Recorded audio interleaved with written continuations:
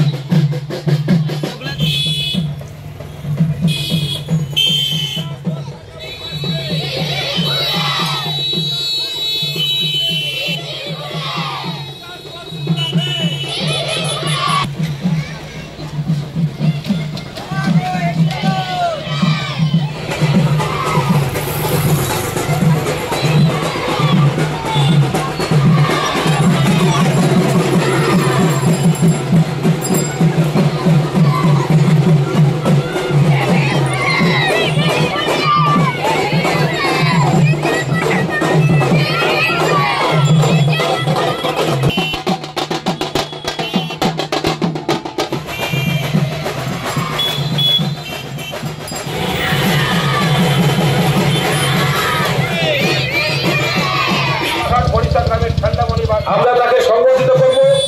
আমরা গর্বিত জনগণের ভোটা দিয়ে সংগঠনের রাখতে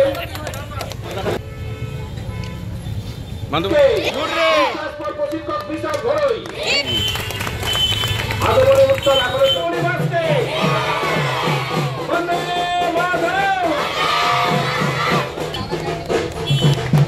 যা গর্বিত করেছি আমরা গর্বিত।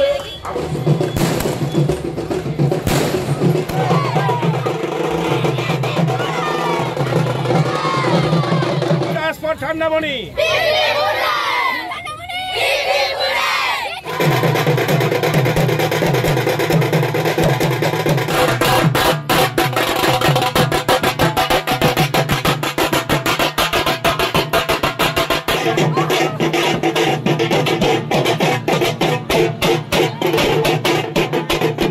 আমার আজকে খুব ভালো লাগছে। আমি নিজেও ভাবতে পারছিলাম না যে এরকম একটা করবে আমার, মানে আমি যেই মাঠে প্র্যাকটিস করি সেই মাঠের মেয়েগুলা, আর আমার খুব ভালো লেগেছে।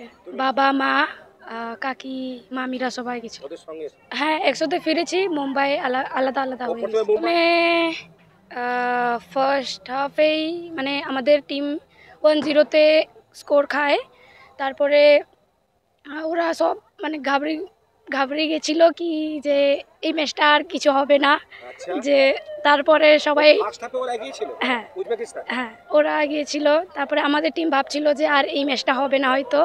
তারপরে আমার যে কোচ আছে জকিম, সেই কোচটা আমাকে চেঞ্জ করলো। তারপরে হ্যাঁ সেকেন্ড হাফে নামিয়ে তারপরে আমাকে বল পেলাম আমি। তারপরে তোমার পাশে একটা গোল হয়েছে তো? হ্যাঁ। আর তুমি নিজে একটা গোল দিয়েছো? হ্যাঁ। গোলটা দেওয়ার পর মাঠে দেখলাম তুমি তো খুব একদম আনন্দে আত্মহারা হয়ে গেছিলে। কারণ খুব দেশের কথা মনে পড়ছিল? হ্যাঁ, অনেক বেশি। হ্যাঁ হ্যাঁ অনেকটা। আচ্ছা, এরপর এই পরের ম্যাচটা কোথায় হবে? মূল পর্বের ম্যাচ চায়নায় হবে। চায়নায় হবে। নিশ্চয়ই তুমি যাচ্ছ? হ্যাঁ। আরো ভালো ফলাফল করবে? হ্যাঁ। আর আমি সবাইকে বলবো ধন্যবাদ, কারণ আমার জন্য এত কিছু করার জন্য এইটুকুই। আর আমি বলবো কি যে এরা আরো আমার চেয়েও বড় জায়গায় যায়, এই প্রে করবো আমি।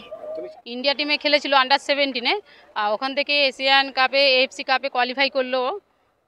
এই সাফল্য, এই আনন্দে আমাদের আজকে উৎসবের সমস্ত বাচ্চারা, আমাদের একাডেমির বাচ্চারা আনন্দিত হয়েছে। সবাই, শুধু একাডেমির বাচ্চা নয়, গার্ডিয়ান্স থেকে শুরু করে সমস্ত কোলাঘাটবাসী আমার পাশে এসে আজকে দাঁড়িয়েছে।